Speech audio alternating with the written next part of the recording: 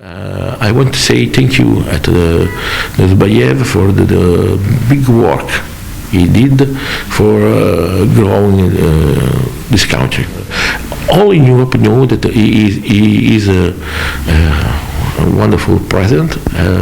My colleague and the past president of Italy, Silvio Berlusconi, know him, and he tell always us that he is really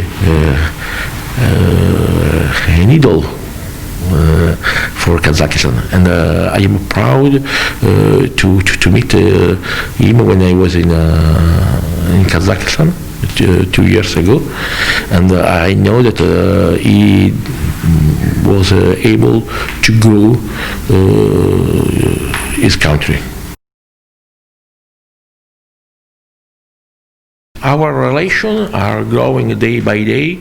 I am proud to be the president of this delegation, and my co-chair is doing really a big work.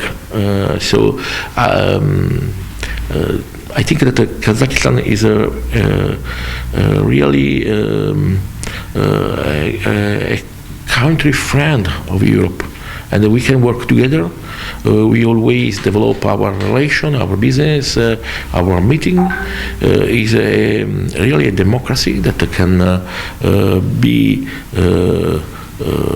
into Europe with all